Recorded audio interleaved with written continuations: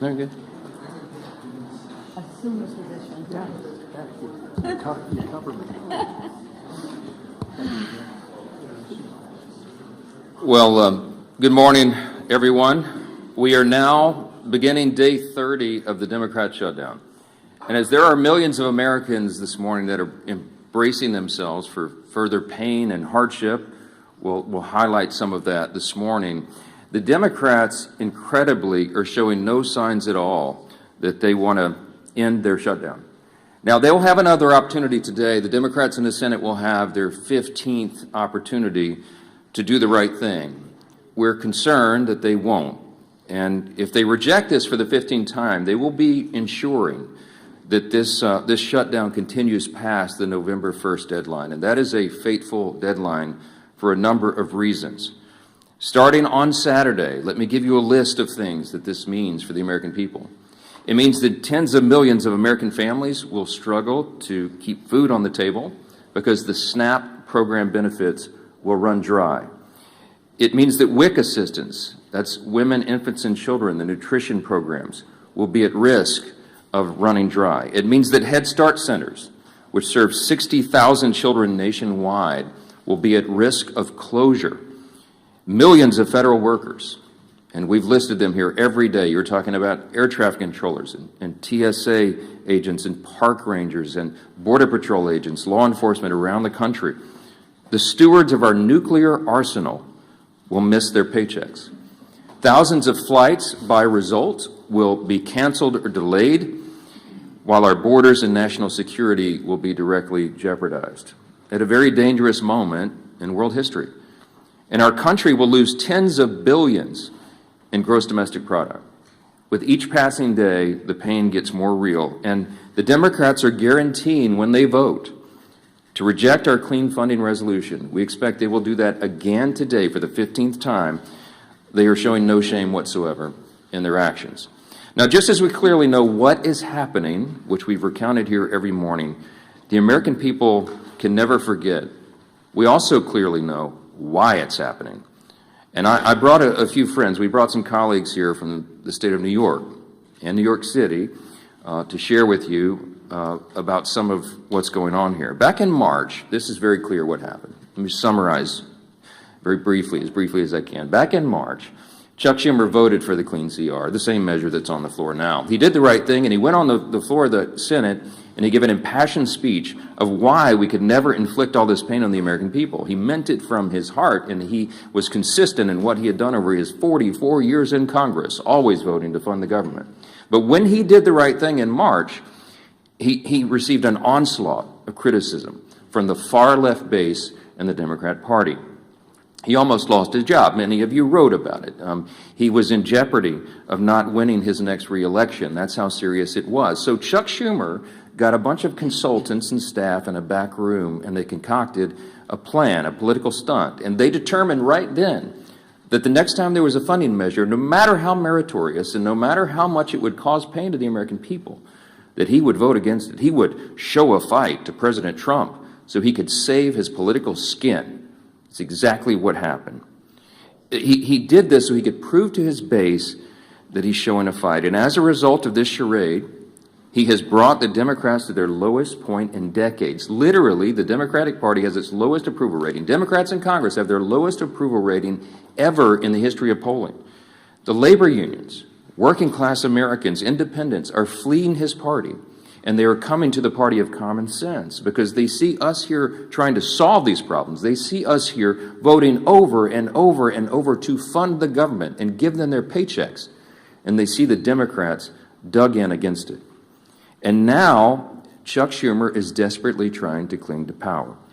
Unfortunately, when you make decisions out of fear and political desperation, you have already lost control.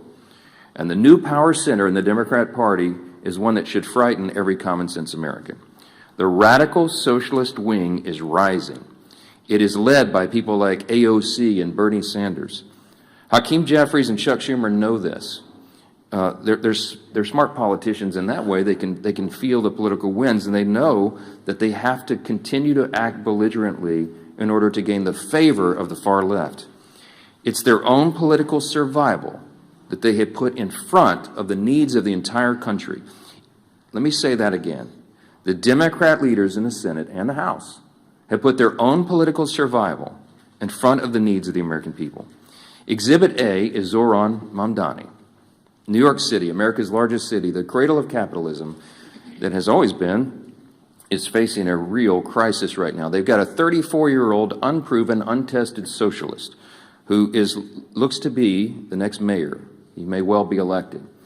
Mamdani winning New York City would be the biggest win for the Marxists, the socialists, in the history of this country. We have, to this point, in nearly 250 years, been able to hold off those kinds of ideas. We've been able to cling to the foundational principles of America, the ideas of individual freedom and limited government and the rule of law and peace through strength and fiscal responsibility and free markets and human dignity. All those things are in jeopardy when the Marxists take over.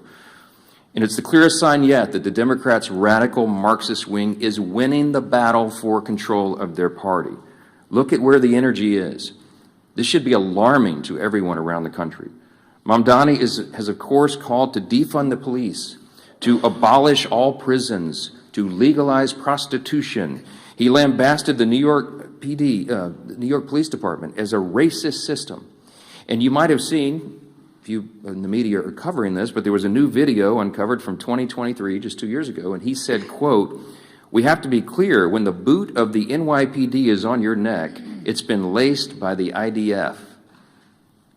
Look, it's a unique talent to merge one's loathing for American law enforcement with their loathing for the Jewish people.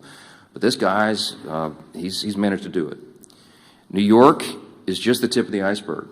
It's not isolated to America's largest city. It's other cities as well. Look at Seattle, where the leading candidate for mayor is an open socialist. Look at Minneapolis, where the sitting socialist mayor is facing a challenge from his left flank. And look here in Congress, where we have our own wing of Marxist acolytes serving here. Amazingly, the media is criticizing Republicans for fixating on Mamdani. I read some of that yesterday. This socialist uprising is something that we have a responsibility to call out and sound the alarms. That's what elected representatives of the people are supposed to do, and we take that responsibility seriously. And obviously, Mamdani is a big issue here in the halls of Congress. Why? Because the second highest ranked Democrat in the country, Leader Jeffries, endorsed him. They're making Mamdani a mainstream Democrat now, and this party has left the people. Of course, the press wants us to ignore Mamdani. Here it's an embarrassment because most of the press is on the side of the Democrats. They don't want us to talk about that, but we have to. Because by endorsing Mamdani, Hakeem Jeffries has endorsed and co-owned his positions, his past statements, his Marxist playbook, and everything else that guy espouses. And so, too, does every single House Democrat who will be inviting their leader, Jeffries, to their campaigns and to their districts next year. Every single one of them at every campaign stop should be asked, what do you think about Mamdani? What do you think about his positions? While House Democrats court Marxists in New York, Senate Democrats have chosen to shut down the government over a totally clean, nonpartisan CR. It's the first time in history, in the history of this country, that any party has done that, has chosen, had the audacity to shut the government down over a totally clean, nonpartisan funding measure. They're bowing to the demands of their far-left base, and no one can deny that. The facts are very clear, and the American people are intelligent. They understand what's happening here.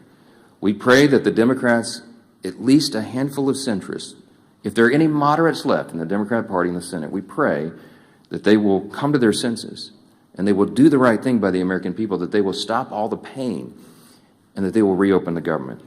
As I mentioned on Saturday, things are going to become very dire. There is one way out of this, the easy way, the obvious way, and that is for the Democrats to do their job and vote for the CR.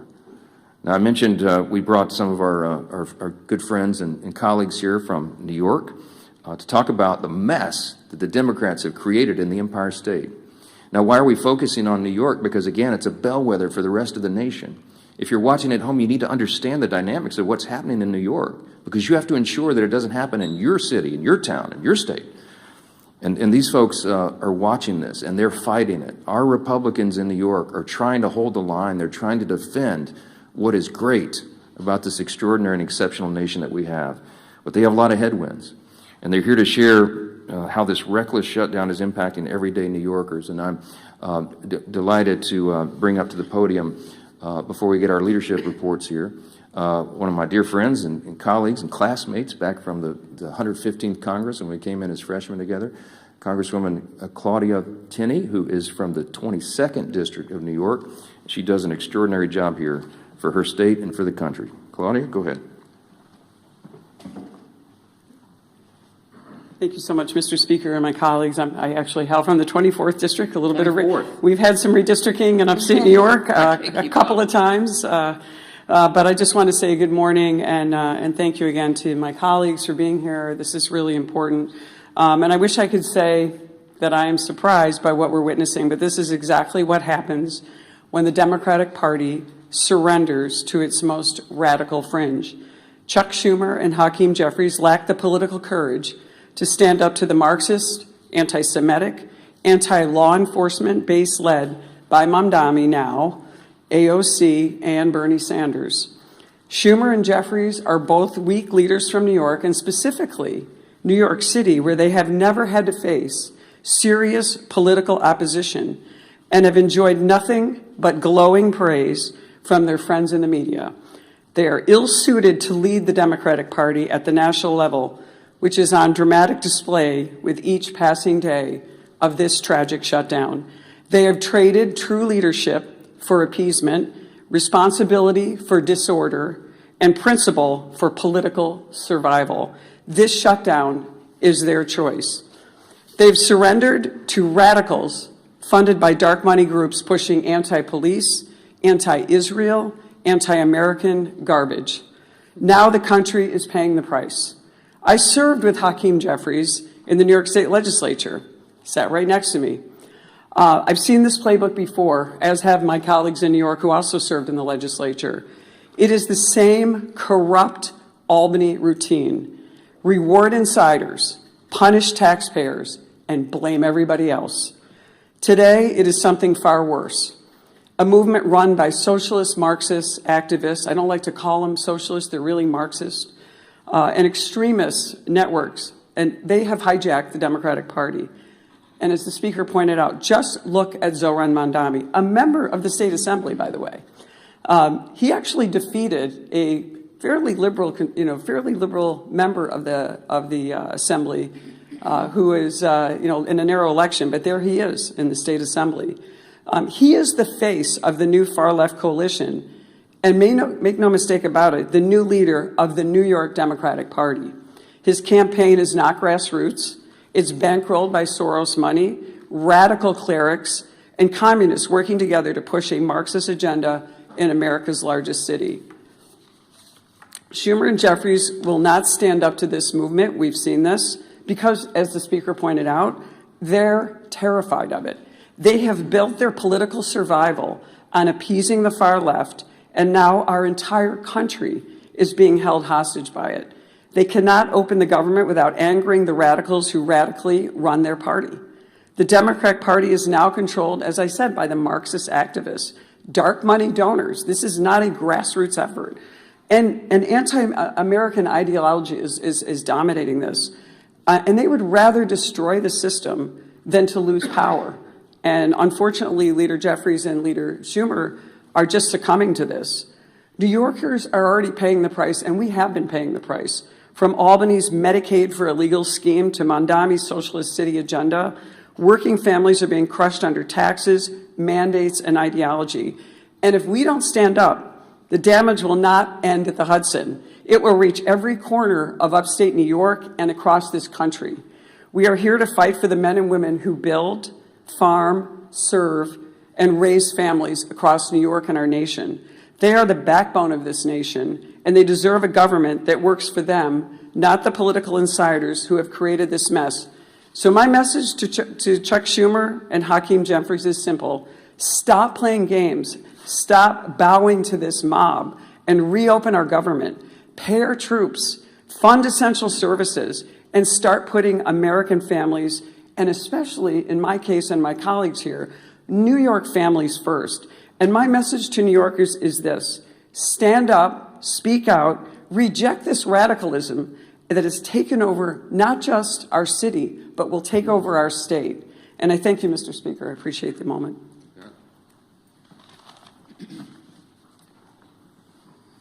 Well, thank you, Claudia, and my other colleagues from New York for coming. And it's so sad to see what's happened to that great state of New York.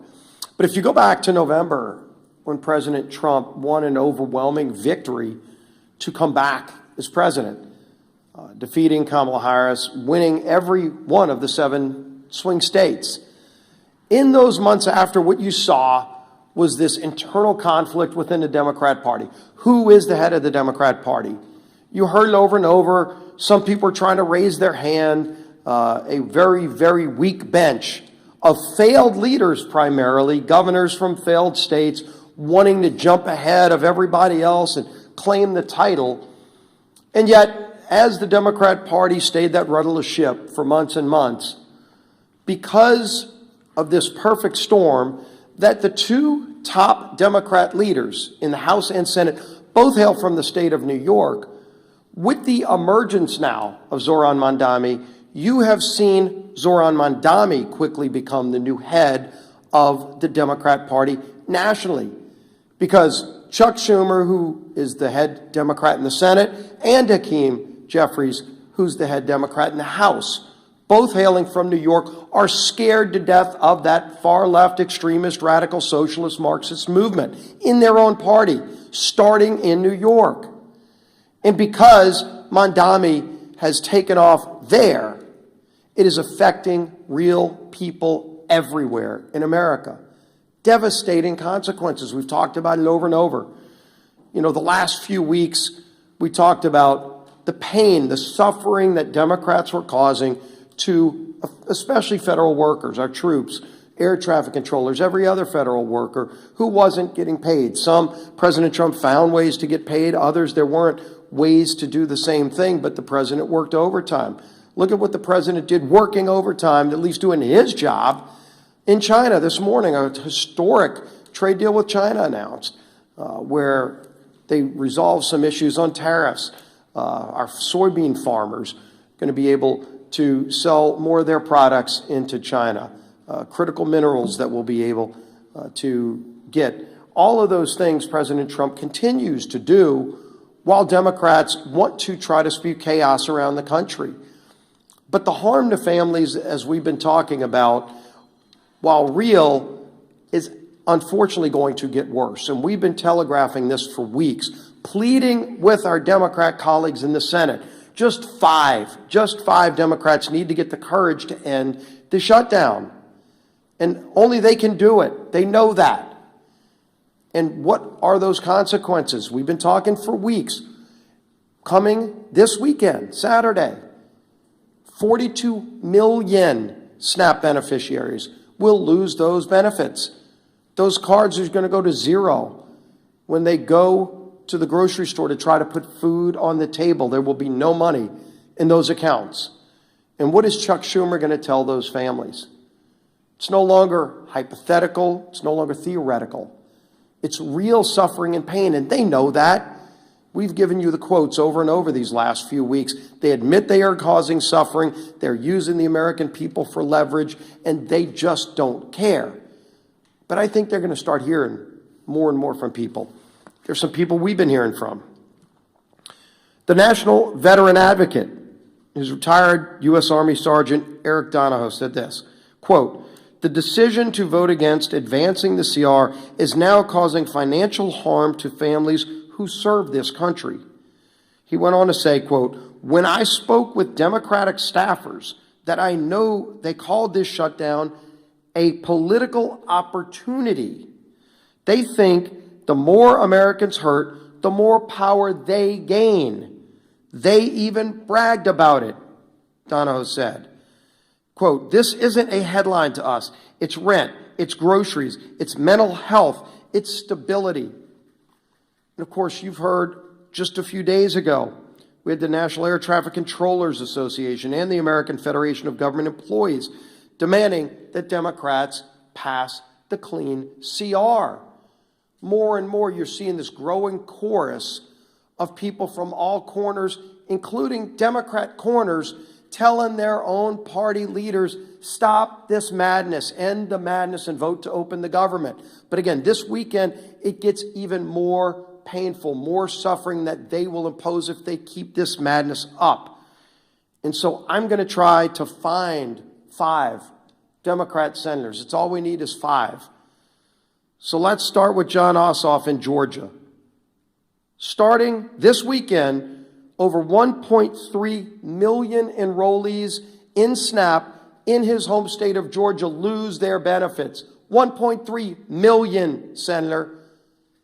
What are you going to tell those families if you vote no today? If you vote to take their food away this weekend? That's what your vote means today.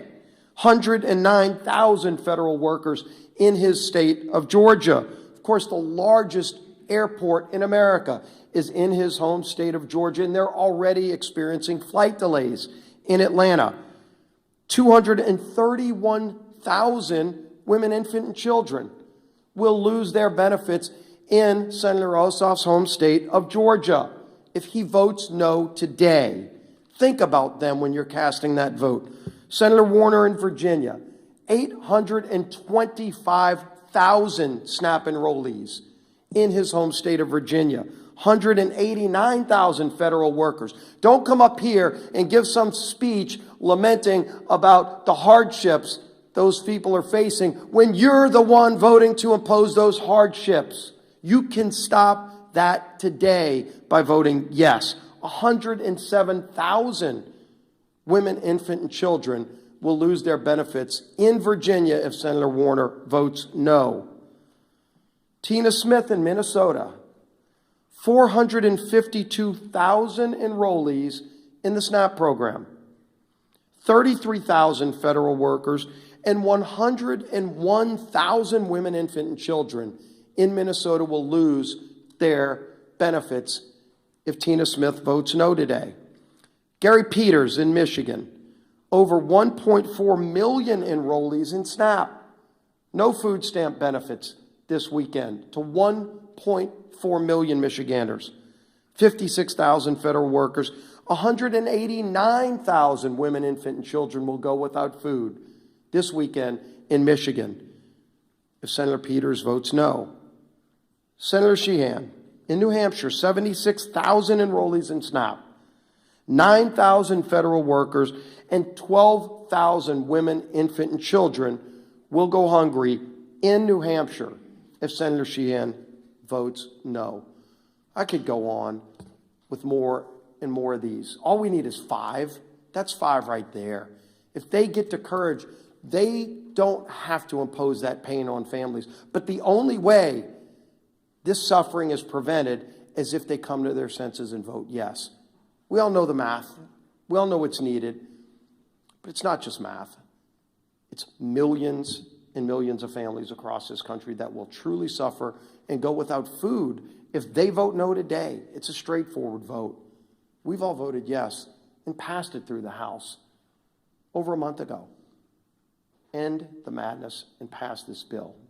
Our whip, Tom Emmer.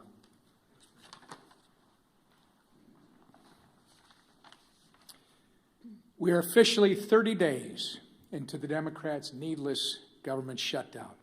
30 days that millions of federal workers have gone without a paycheck. 30 days that critical telehealth services and in-home hospital care programs have been put on pause for the vulnerable Americans who need it most.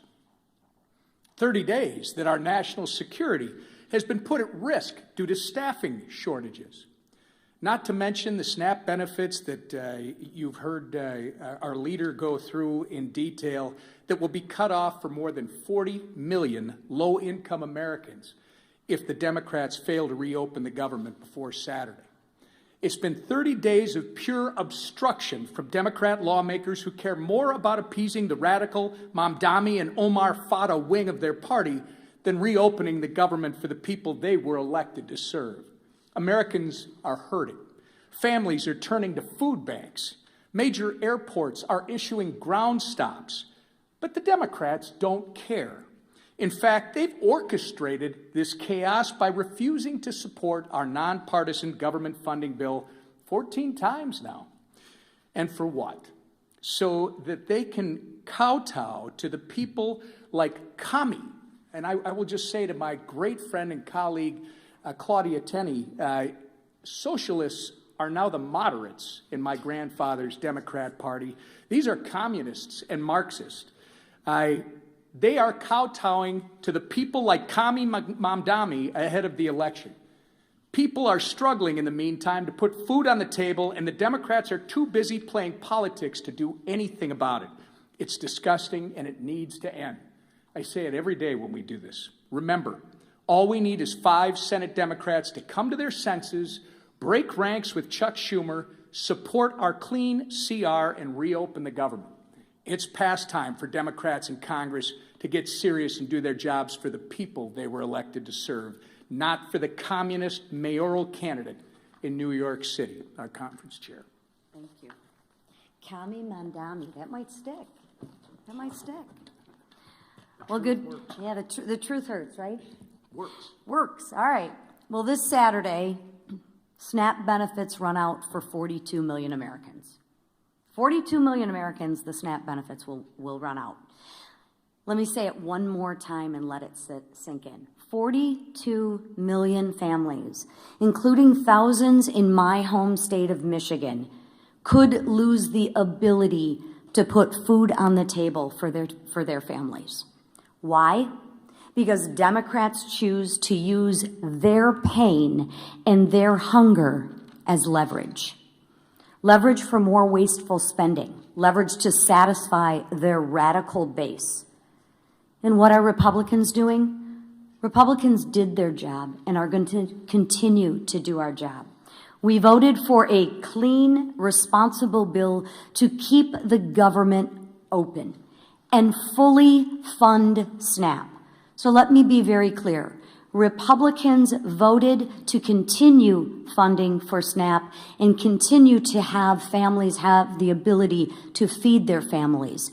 Democrats voted to take food off the table and voted to discontinue SNAP benefits. It is that simple. Democrats voted to shut it down, and they voted to deny food assistance to 42 million Americans. And they voted that way more than a dozen times. Just so y'all didn't get confused, they wanted to make sure that they rubbed it in your face more than a dozen times that they wanted to stop the SNAP benefits. Not just once, not just twice. They wanted to make doggone sure you knew they voted more than a dozen times to kill the SNAP benefits, to take food off your table. Just so you're clear. And let's remember, they did it, and let's make sure that we don't forget, and let's make sure we remind them who voted to keep food on the table and who voted to take food off the table. Because at some point in time, they're going to reverse what they're talking about and do what they normally do, and that's try and blame us. But let's hold them accountable for once to the votes that they've taken. I can assure you I will. I met one of these recipients last weekend while I was volunteering at a food bank in St. Clair County. His name was Jim. Jim's wife is a teacher, and he's a retired auto worker. They rely on SNAP to help cover the cost of groceries. Jim waited in line for more than 3 hours because he knows he won't be getting his benefits. That's what he told me. But you know what he told me? I thought this was very insightful. He told me, thank you. He told me, thank you for all you're doing to keep the government open. He also told me to please talk to our senators and ask them, since they voted and they campaigned on being moderates and reaching across the aisle, to fulfill their campaign promises and stop using families like Jim as leverage and care about the people that they were elected to represent. I also spoke with a woman who recently lost her husband She's now raising her grandkids and told me she's never needed help before, but now she's struggling to afford groceries. These are real people struggling, real people that Republicans are actually fighting for, and real people that I am fighting for. Jim is not leverage. Jim is a person with a family to feed. Open up the government and stop using Jim and his family as leverage to kowtow to your radical political base. Do what you know is right and what you have said is right, and open up the government. A farmer back home once told me, when you're not hungry, you have a lot of problems. When you're hungry, you have one. Right now, families on SNAP have a problem.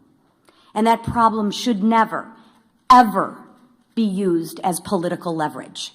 So Republicans, we're going to keep on working and we're going to keep on fighting.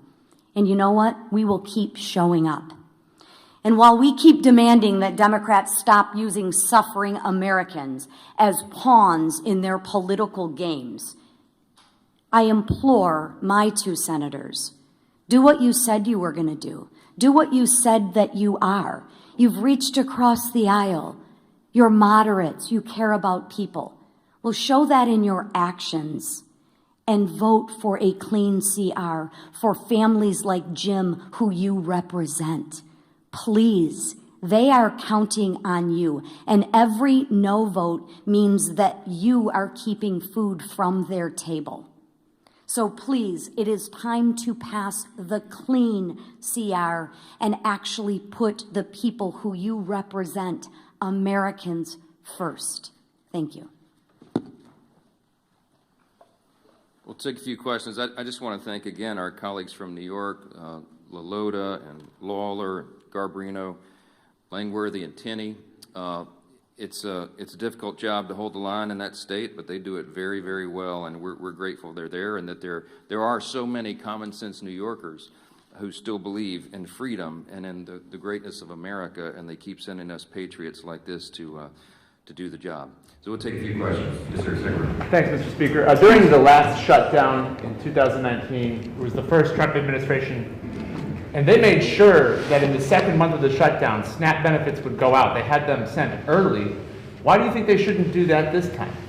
Well, the president, this administration has done exactly what he did in the first term, and that is bend over backwards to make sure that we mitigate the harm.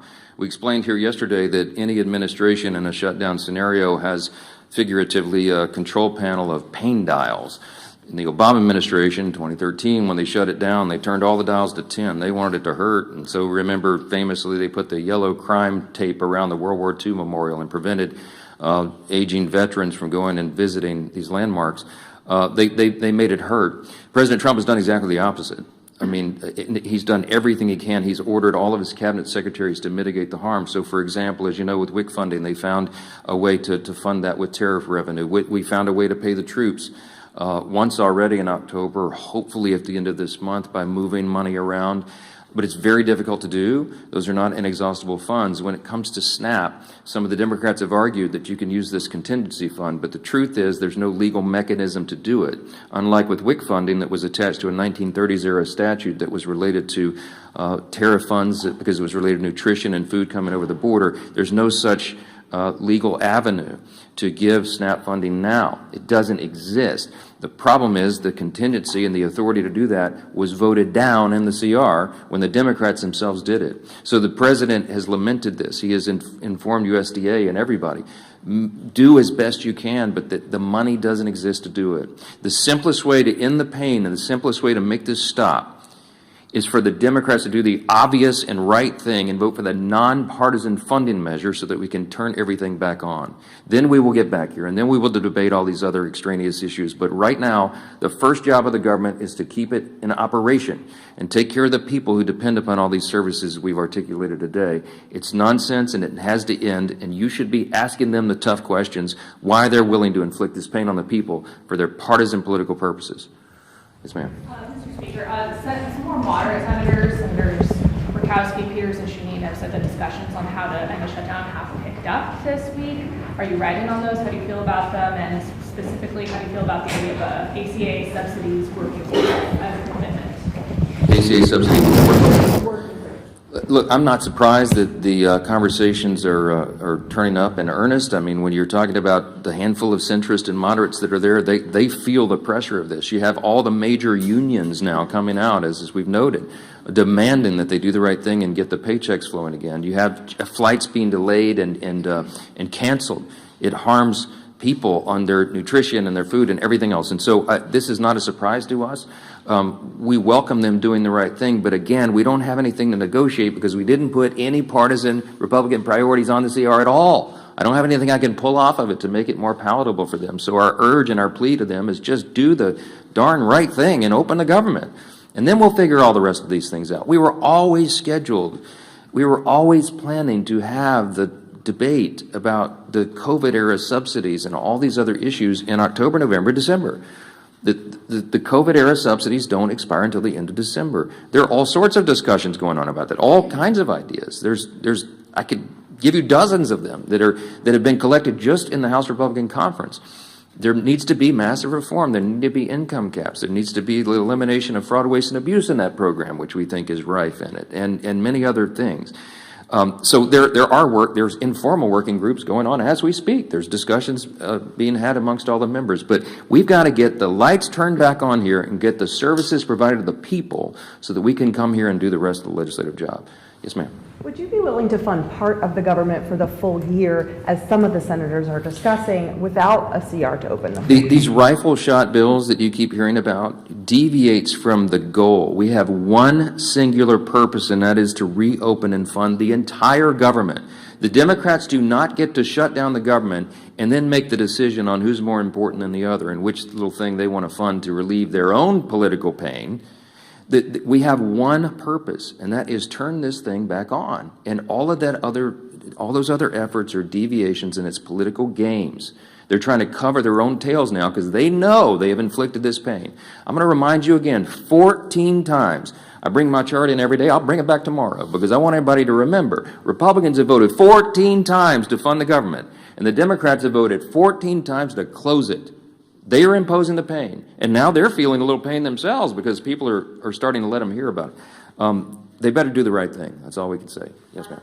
Mr. Speaker, you mentioned today that the Senate's going to vote for the 15th time. Senate Democrats are supposedly. The Senate's actually not voting today on the CR to fund the government. Do you agree with Leader Thune's decision to let Democrats sit with this over the weekend? They're not voting today on the CR, so SNAP benefits are going to lapse. They're not taking that vote today. Well, Leader Thune was pretty upset yesterday. We've all seen the video. Mad John on the floor, and it's appropriate. When we come in here and do these briefings, I can empathize with them because we're happy warriors. I like to come in and have a good time in press conferences and tell you good news and all of that. But this feels very much like in my state, Louisiana, is a hurricane state.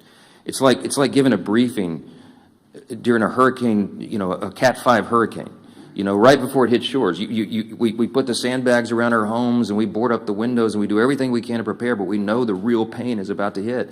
And we feel helpless in doing anything about it. And that's the same emotion and that we feel here at the podium and when we're on the floor. And Leader Thune let them have it yesterday because they were trying to play games, and we're just fed up with it. He's a very even-tempered, calm guy. I mean, I try to maintain the same demeanor, but it's infuriating to us. I'm not going to second-guess his decisions on when they schedule the votes each time, but he's probably about had it with their nonsense. And when they tell him and they thumb their nose at him and give him, and say other things that they like to drop the F-bomb now for fun, for emphasis apparently. When they tell him those things, he probably recognizes it's a futile effort. He realizes they're dug in, they don't care. They're more afraid of the Marxist, socialist, far left in the party than they are the harm that they're going to cause the American people. That's a fact, and you need to make them try to refute that because they can't. I'm grateful again for our New York colleagues for holding their ground and standing guard as they do and for being here. Thank you all so much.